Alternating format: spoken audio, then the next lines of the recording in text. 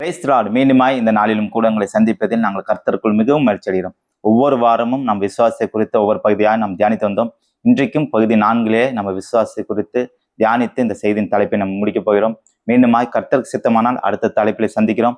இன்றைக்கும் நம் செய்திக்குள்ளாக போகலாம். விசுவாசமானது நம்பப்படுகிற மேல் உறுதியும் காணப்படாத நிச்சயமா இருக்கிறது என்று எபிரேயர் 11ஆம் அதிகாரத்தில் 1ஆம் வசனத்தில் நம்ம வாசிப்போம். எல்லாவற்றிலும் ஆண்டவர் நம்ம விசுவாசத்தை குறித்து இன்றைக்கும் பேசிக்கொண்டிருக்கிறார்.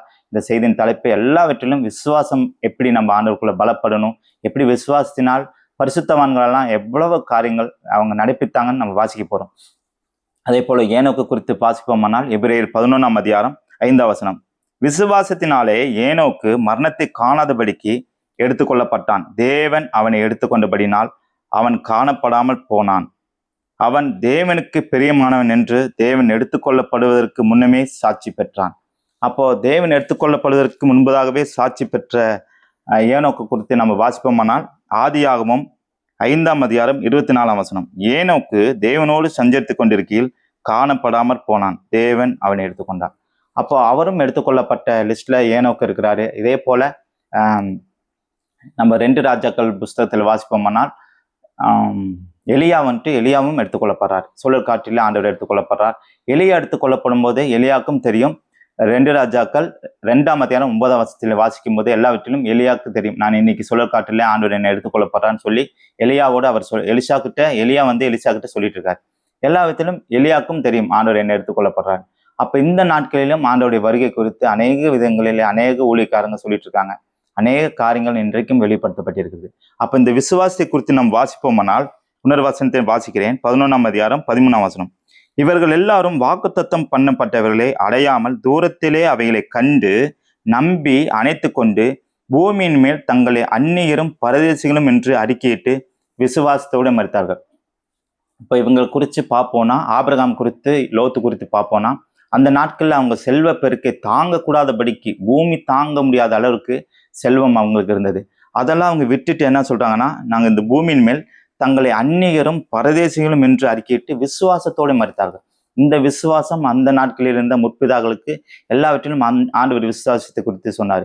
ஆனா இவங்க வந்துட்டு நம்மை இல்லாமல் பூர்ணராகாதபடிக்கு விசேஷ நன்மையானது ஒன்றை நம்மளுக்கு வச்சிருக்காருன்னு ஆண்டவர் வசனம் போட்டிருக்காரு. அந்த வசனத்தை வாசிக்கிறேன்.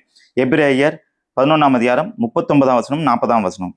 இவர்கள் எல்லாரும் விசுவாசத்தினாலே நற்சாட்சி பெற்றும் வாக்குத்தத்தம் பண்ணப்பட்டதை அடையாமல் போனார்கள். அவர்கள் நம்மை இல்லாமல் பூர்ணராகாதபடிக்கு விசேஷ நன்மையான ஒன்றை தேவன் நமக்கென்று முன்னதாக நியமித்திருக்கிறார். அப்ப இவங்கெல்லாம் பார்த்தீங்கன்னா எல்லாருமே விசுவாசம் பண்ணப்பட்டதை அதாவது அவங்க அடையாமல் போய் நிற்கிறாங்க. அப்படின்னா அப்ப இயேசு கிறிஸ்து மரித்து உயிரோடு எழும்பணும். மத்தேயு லூக்கா எழுதின சுவிசேஷம் 24ஆம் அதிகாரம் 6ஆம் வசனத்திலே வாசிக்கும் போது எல்லாவற்றிலும் அவர் இங்கே இல்லை, உயிர் தெழுந்தான் நம்ம வாசிக்க முடியும். அப்ப ஆண்டவர் மரித்து எல்லாவற்றிலும் அடக்கம் பண்ணப்பட்டு 3ஆம் நாள் உயிரோடு எழுந்து அவர் பரலோகத்துக்கு போயிட்டார். இன்னொருத்தர் யாரு பரதேசிக்கு போனான்னு பார்த்தா யோவான் பார்த்தீங்கன்னா 3ஆம் ஆண்டு வரைக்கும் எடுத்துக்கொள்ளப்பட்டு பரதேசிக்கு போய் அவர் பத்ம தீவில் வச்சு ஆண்டவர் வெளிப்படுத்தின விசேஷத்தை அவர் காட்டார். அவரும் எடுத்துக்கொள்ளப்பட்ட லிஸ்ட்ல 3ஆம் ஆண்டு வரைக்கும் வந்தார். அப்படியாக எல்லாரும் ஆண்டவரை மரணத்தை காணாதபடிக்கு சில பரிசுத்தவான்கள்லாம் எடுத்துக்கொள்ளப்பட்டாங்க. இன்றைக்கும் நம்மளுக்கும் ஆண்டவர் என்ன சொல்றாருன்னா, என்னுடைய வருகை இருக்கு, நீங்க முதலாவது பரிசுத்தமாகுங்க.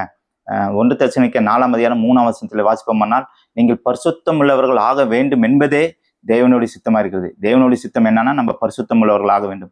அந்த நாட்கள்ல பாத்தீங்கன்னா எல்லாவற்றிலும் மோசே ஆண்டவர் மலையில போய் ஆண்டவர் சீனா மலையில மோசே கூட பேசுறாரு. ஆனா ஜனங்கள் கீழே இருக்காங்க. ஆனா ஆண்டவர் சொல்றாரு நம்ம ஜனங்களோட பேசணும் அப்படின்னு சொல்லி. அப்ப ஜனங்களோட ஆண்டவர் பேசும்போது சொல்றாங்க ஜனங்கள், இல்ல மோசே, ஆண்டவர் எங்க கிட்ட பேச வேணாம், அவர் பேசுனா நாங்க செத்து போயிடுவோம்னு சொல்லி யாத்திராம் புஸ்தகத்துல 20ஆம் அதிகாரத்துல நீங்க வாசிக்க முடியும். ஆண்டவர் நீங்க பேசுனா நாங்கள் செத்துருவோம் அப்படின்னு சொல்லி மக்கள் எல்லாம் பயப்படுறாங்க. ஏன்னா பாவம் இருந்தது. ஆனா மோசைக்கு அப்படி இல்லைங்க. டைரக்டா ஆண்டோட சீனா மலையில போய் 40 நாள் எல்லா விதத்திலும் ஆண்டவரோட சஞ்சரித்து அவர்கிட்ட 10 கட்டளை வாங்கிட்டு வராரு. ஆனா மோசே டைரக்டா ஆண்டவர்கிட்ட போகலாம், ஆனா மக்கள் போக முடியாது. ஏன்னா அவங்க பாவத்தோட இருந்தாங்க. இந்த நாட்களில் ஆண்டவர் நம்மளுக்கு என்ன சொல்றாருன்னா, நான் உங்களோட பேச விரும்புறேன். ஆனா ஆண்டவர் வந்ததான நோக்கம் இஸ்ரவேல் ஜனங்களுக்காக. இஸ்ரவேல் ஜனங்களோடு அவங்க பேசும்போது அவங்க எல்லா விதத்திலும் பேசலைங்க. மல்கியா பழைய ஏற்பாடுலேருந்து ஆரம்பிச்சோன்னா ஆதியாகமத்திலிருந்து மல்கியா வரைக்கும் பார்த்தீங்கன்னா ஆண்டவர் எல்லா விதத்திலும் எப்படியாவது ஜனங்கள் பேசுவாங்க, என்னோட கூட சஞ்சரிப்பாங்க, பேசுவாங்கன்னு எதிர்பார்த்தாரு. ஆனா எந்த விதத்திலும் அவங்க பேசவே இல்லை. அப்ப பார்த்தீங்கன்னா மல்கியாலேருந்து லூக்கா அதாவது மத்தேயு வரைக்கும் பார்த்தீங்கன்னா ஒரு 400 வருடம் 430 வருடம். அப்புறம் யோவான் மூலியமாக ஆண்டவர் எல்லாவற்றிலும் ஆயத்தப்படுறாரு. யோவான் மூலியமா ஆண்டவர் எல்லாவற்றிலும் ஞானஸ்தானம் பெறாரு. எல்லாவற்றிலும் 33 வருடம் பூமியில வாழ்றாரு. 3 வருடம் ஊழியம் செய்யறாரு. ஊழியம் செய்யும் போது அப்பவாவது பேசுவாங்க, ஆண்டோட எதிர்பார்ப்பாங்கன்னா, அப்பவும் இஸ்ரவேல் ஜனங்கள் என்ன பண்ணாங்கன்னா, அவரை பேசக்கூடாதுன்னு சொல்லி எல்லா விதத்திலும் அவரை கொலை செஞ்சாங்க. எல்லா விதத்திலும் அவரை மரணத்துக்குள்ளாக எடுத்துட்டு போனாங்க. அப்பவும் அவங்க பேசல. ஏன்னா அவங்க எதிர்பார்த்ததெல்லாம் ராஜா, தாவீதின் குமாரனாகிய ராஜாவா வந்து ஆட்சி செய்வான்னு பார்த்தாங்க. ஆனா அவர் வந்ததான நோக்கமே நம்மளுக்காக ஜீவனை கொடுத்து நம்மளை நித்தியத்துக்காக ஆயத்தப்படணும், அவர் உயிரோடு எழுந்து நம்மளையும் உயிர்த்தெழுதலுக்குள்ள பங்கடைய செய்யணும்னு தான் ஆண்டவர் வந்தார். பிசாசு எல்லா விதத்திலும் ஆண்டவருக்குள்ள இருக்கிறதான உறவை துண்டிக்கணும்னு எல்லா விதத்திலும் முயற்சி பண்ணான். ஆண்டவர் அதை மாற்றி அவருடைய ஜீவனை கொடுத்து நம்மளை ரத்தத்தினால் புதிய உடன்படிக்கை ஏற்படுத்தி விலை கொடுத்து பிசாசுட்டு இருந்து நம்மளை விலை கொடுத்து வாங்கிட்டார். அவரே படைத்தாரு, அவரே ஜீவனை கொடுத்தாரு, நம்மளை விலை கொடுத்து எடுத்துக்கிட்டாரு. இன்றைக்கும் உங்களோடு கூட என்னோட கூட ஆண்டவர் பேசுறதான வார்த்தை என்னன்னா, ஆண்டவரோட பேசுகிறதான அனுபவம். நீங்களும் ஆண்டவரோட பேசணும், நானும் பேசணும். ஆண்டவர் எனக்கு இந்த வேதத்தில் குறித்து எனக்கு ஒரு சில காரியங்களும் கூட தெரியாது. ஆனா ஆண்டவர் என்னை எல்லா விதத்திலும் இது மூலியமா பேசிட்டு இருக்காருங்க. எனக்கு படிப்பறிவு இல்லை, எந்த விதத்திலும் நான் இதுக்கு தகுதி 1% கூட இல்லை. இந்த யூடியூப் ஆரம்பிக்கணுன்ற எண்ணம் கூட இல்லை. ஏன்னா ஆண்டவர் ஒரு திட்டத்தை கொடுத்து அதை செயல்படுத்த சொல்லும் போது செயல்படுத்தணும். இன்னைக்கு நீங்க என்னோட வார்த்தை கூட நீங்க கேட்கணும்னு விருப்பம் கிடையாது, கட்டாயம் கிடையாது. ஏன் அப்படின்னு சொல்றேன்னா, நீங்க தியானிக்கணும், நீங்க ஆண்டவர்கிட்ட முகமுகமா பேசுற அனுபவத்துக்குள்ளாக வரணும். ஆண்டவர் எதிர்பார்க்கறதான ஒரே ஒரு நோக்கம் என்னன்னா, நீங்களும் ஆண்டவரும் பேசணும், நானும் ஆண்டவரும் பேசணும். நீங்க செய்திகளை கேட்குறீங்க, அநேக விதமான யூடியூப் செய்திகளை கேட்குறீங்க.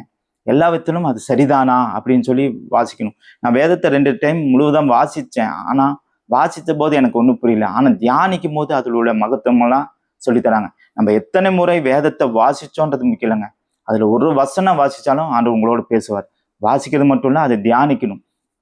இன்றைக்கு என்னோட கூட பேசுகிறதான ஆண்டவர் உங்களோடு கூட பேசுவாராக. இது இந்த விசுவாசத்தின் தொடர்ச்சி செய்தியை நம்ம இன்னையோட முடிக்க போகிறோம். ஆண்டவர் ஒரே ஒரு வார்த்தை மட்டும் உங்களுக்கு சொல்றாரு, எல்லா விதத்திலும் நீங்க ஆண்டவரோடு பேசணும். என் பிள்ளையாகிய நீங்க வந்து ஆண்டவரோடு பேசணும்னு சொல்லி ஆண்டவர் எதிர்பார்த்துட்டு இருக்காரு. எனக்கும் அப்படித்தான் சொல்றாரு. நீங்க கேட்கறதான ஒவ்வொருவரும் இந்த செய்தியை கேட்கலனாலும் பரவாயில்ல, ஆனா நீங்க வேதத்தை வாசிக்கிறது மட்டும் இல்ல, தியானிங்க. ஆண்டவர் உங்களோடு கூட பேசுவாராக.